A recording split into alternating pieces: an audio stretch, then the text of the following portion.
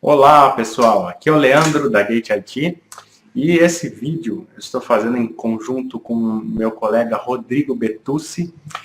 Nós estamos participando do grupo MTI, que quer dizer Mixed Technology Influencers. São influenciadores na área de TI, tem bastante gente aí, tem bastante profissionais altamente qualificados, né? Tem autor de livro, muitos MVPs da Microsoft e de outras tecnologias aí, pessoas muito gabaritadas, que a gente resolveu se unir, né? São pessoas que têm blogs, que ajudam a comunidade técnica, e nós estamos produzindo conteúdos gratuitos de forma organizada.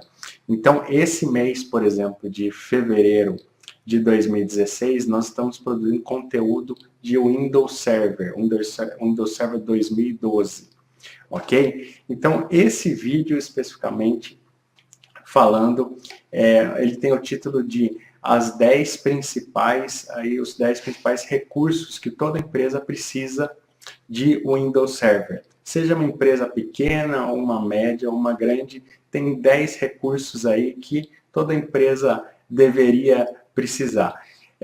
Tá legal? Então agora eu vou passar a bola para o Rodrigo. O Rodrigo vai falar sobre 5 recursos, né? E depois, na sequência, eu vou falar sobre mais 5 recursos. Fica ligado aí. Um abraço, até mais. Fala pessoal, meu nome é Rodrigo, eu faço parte do blog eumaismais.com.br e junto com o Leandro, né, que já se apresentou e falou um pouco sobre o grupo MTI, no qual a gente faz parte, a gente decidiu falar nesse vídeo sobre 10 recursos essenciais do Windows Server que toda empresa precisa. O primeiro recurso que a gente recomenda é a utilização do Active Directory. Ele é responsável por realizar a autenticação de usuários e computadores de forma centralizada. Então, você também pode usar GPOs para controlar políticas de senha, políticas de instalação de software, mapeamento de unidades e vários outros recursos, né? E além disso, ele é essencial para a utilização de outras funções e recursos no Windows Server, né? Como, por exemplo, o servidor de e-mail Exchange, né? Sem o AD você não tem como, né, utilizar o Exchange. O segundo recurso que a gente também recomenda é a utilização do DNS. O DNS ele é responsável pela resolução de nomes da nossa rede. Então, quando você instala um Active Directory, né, junto com ele é instalado um DNS também, porque os dois trabalham de forma conjunta. Então, ele é de essencial importância na nossa infraestrutura, né? Então, o DNS é de fundamental importância.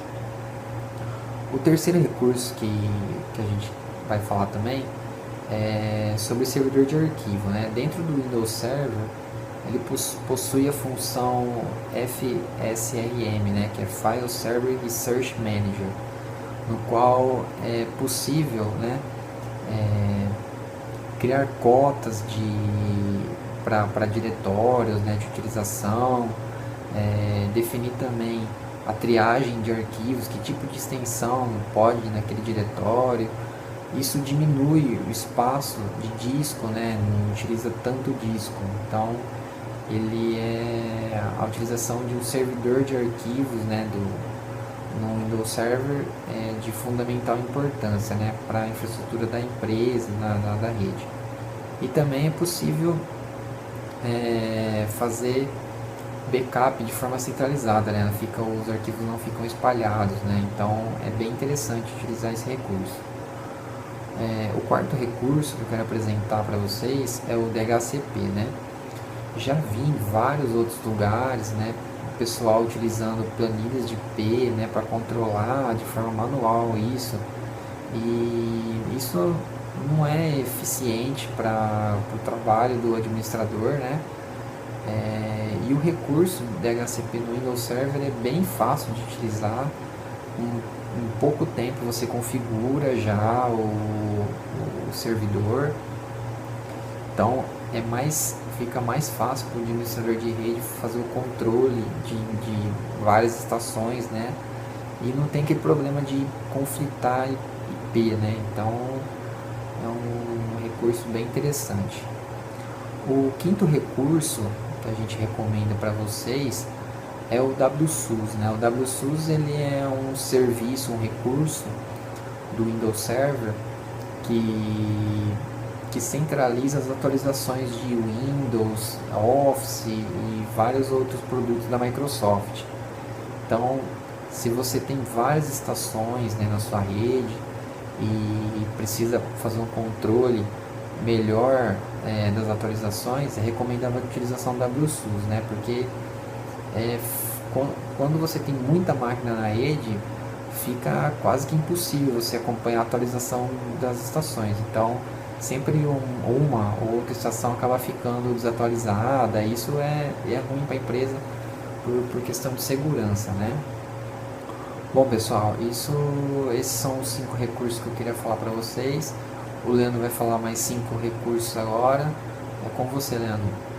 Valeu, pessoal. Obrigado. Opa, valeu, Rodrigo. Então, o Rodrigo falou sobre 5 recursos aí que você pode procurar para implantar, se você ainda não tem, do Windows Server. E eu vou falar de mais 5 recursos, totalizando 10 recursos que toda empresa precisa. Então, primeiro recurso que eu vou falar, o Rodrigo falou sobre File Server, né? A File Server, servidor de arquivos. Então, uma pequena, média ou grande empresa precisa ter um servidor de arquivos, onde ela vai hospedar os arquivos. Agora, e se essa empresa for crescendo, for uma empresa média para grande, tiver vários servidores de arquivos com vários pontos de compartilhamento? Imagina como isso começa a ficar uma tarefa difícil, tanto para o administrador, quanto para os usuários, ter vários compartilhamentos, vários mapeamentos de unidade em cada máquina, né? Então, uma solução para isso, quando a gente tem vários pontos de compartilhamento, se chama DFS, é um recurso do Windows Server, que é o Distributed File System, é o sistema de arquivos distribuído, onde você pode pegar vários pontos de compartilhamento e, de forma centralizada, entregar para o usuário. Você tem um ponto central de compartilhamento, e nesse ponto central de compartilhamento, digamos assim, ele vai entender, você vai mapear aonde está cada compartilhamento em cada servidor, né? E como esse é um vídeo bem geral, assim, generalista, né? Nós só vamos listar os recursos e falar um pouco dele. Você pode procurar aí no meu canal do YouTube, tem sobre DFS, e tem vários aí colegas que exploram muito mais a fundo sobre DFS. Então, um dos papéis do DFS é centralizar os pontos de compartilhamento.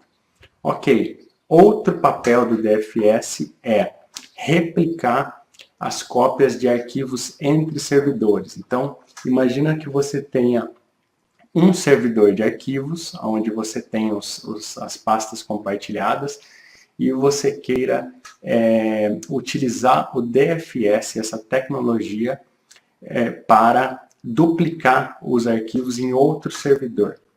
E aí o ponto de compartilhamento para os usuários ser um ponto comum. Se um dos servidores cair, o outro servidor tem uma réplica dos seus arquivos de departamento. Não é bacana? Esse recurso já vem nativo aí no Windows Server, então é só você procurar mais sobre ele. Bom, seguindo, eu falei sobre DFS.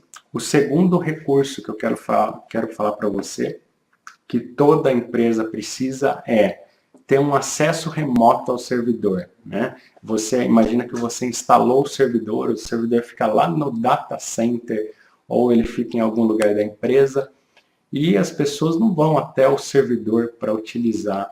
Primeiro, o administrador ele não precisa ficar indo até o servidor, então ele pode utilizar de um recurso que se chama RDS, que é o antigo TS, Terminal Server. Então ele pode utilizar do Remote Desktop Services para fazer a administração do servidor, né? Então, nesse recurso, ele vai abrir uma sessão remota com o servidor e vai acessar aí o servidor para fazer o que ele precisa. Agora, é só isso que a gente faz como administrador? Não. Nós podemos, através do RDS, ter as licenças de acesso, né, para usuários. Então, imaginem um outro cenário, que você tenha filiais que precisam acessar o seu servidor para ter acesso a sistemas, aplicações que estão instaladas localmente no servidor. Então, a gente pode sim ter licenças de acesso ao RDS, e os usuários das localidades remotas, vamos dizer assim, eles podem abrir sessões remotas ao servidor, eles vão se conectar ao servidor, vão trazer a tela do servidor para eles e vão executar ali as aplicações que eles precisam. Então, esse é um outro tipo de necessidade das empresas, certo? Isso traz mobilidade, né? Traz a segurança no acesso, e pode também trazer, aí, em alguns casos, melhorar o custo-benefício com o licenciamento de softwares. Ainda no segundo ponto, que é acesso remoto, no Windows Server a gente tem a VPN, né? É possível criar aí VPN, que é Virtual Private Network.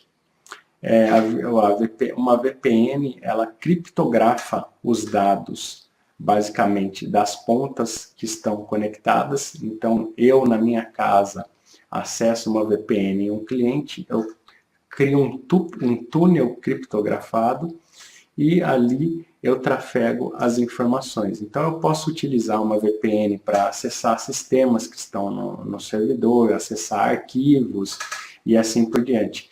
Então, essa também é um outro recurso, aí, uma outra funcionalidade que tem no Windows Server já nativo e que as empresas precisam.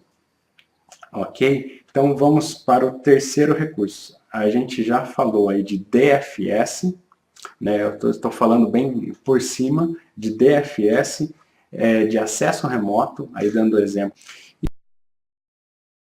Agora o terceiro é o Hyper-V. Hyper-V é o gerenciador de virtualização da Microsoft, né? Muita gente, eu pego aí alguns clientes em nossas consultorias, que acabam não utilizando, às vezes, o Hyper-V, utilizam um outro hypervisor, né, de mercado, mas acabam comprando licenciamento adicional, gastando dinheiro com isso. Então, assim, no Windows Server, a partir da versão Standard e Data Center, a gente pode utilizar o Hyper-V. O Hyper-V, na versão Standard, te dá licença, te dá direito a 2 licenças, né, 2 instâncias de máquinas virtuais. E, na versão Data Center, instâncias ilimitadas aí de máquinas virtuais, o quanto o seu hardware comportar. E o Hyper-V, o que ele faz? Ele gerencia a virtualização, né? Então, você vai, com a virtualização, você pode criar máquinas virtuais, né, para utilizar ao máximo os recursos de hardware do seu servidor. Então, você pode denominar quanto de memória vai para aquela máquina virtual, quanto de processamento vai para aquela determinada máquina virtual, quanto de disco rígido vai para aquela máquina virtual. Então, essa é uma primeira abordagem aí da virtualização, e se você não tem virtualização, você precisa entender mais sobre isso, esse recurso aí do Windows Server, que é o Hyper-V, né, que ele ajuda muito as empresas a fazerem muito mais com menos, né? Hoje em dia, quando você entra num data center, antigamente você tinha centenas de servidores, dependendo do tamanho da empresa, dezenas ou centenas de servidores, porque eram ambientes por hardware. E hoje em dia não mais, né? Hoje a gente tem hardwares muito mais potentes, né? E dentro de cada hardware, várias máquinas virtuais, vários sistemas operacionais virtualizados. Tá legal? Então, o Hyper-V aí é o hypervisor que a gente chama da Microsoft. Bom, o quarto recurso que toda empresa precisa.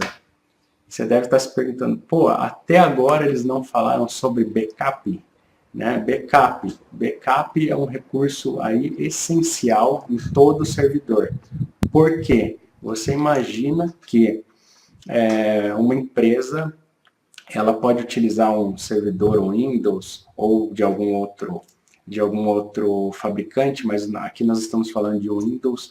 Ela pode hospedar ali aplicações, banco de dados, departamentos. Esse servidor ele pode ter diversas funções, mas você precisa garantir o backup de tudo aquilo que está sendo gerado no dia a dia, né? O servidor ele centraliza as informações. Então, à medida que você centraliza as informações, se torna mais evidente a necessidade de você guardar aquelas informações. Então, ter um backup.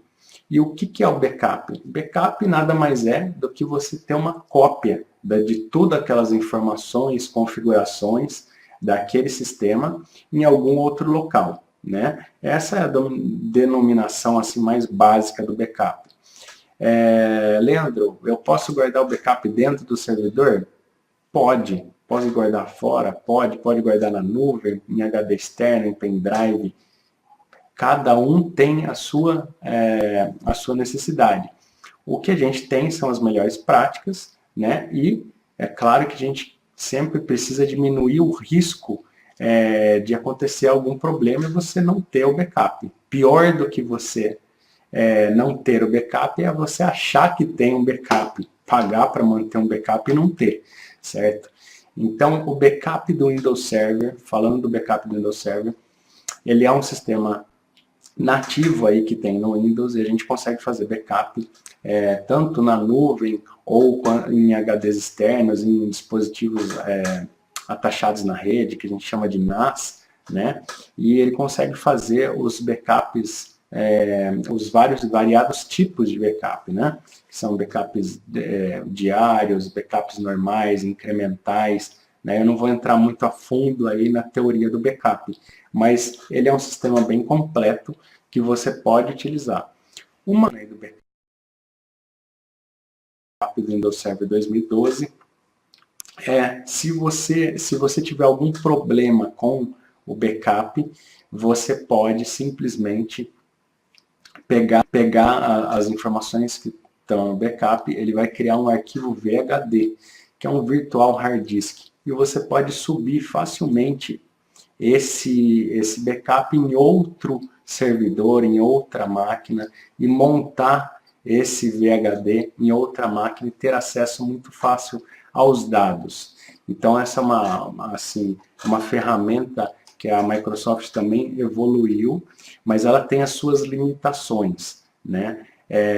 O backup nativo do Windows Server você consegue ter até certas funcionalidades, e depois disso, se você quiser algo mais avançado, você tem outras ferramentas, como a ferramenta do System Center Data Protection Manager, que é uma ferramenta de backup bem robusta para ambientes bem avançados.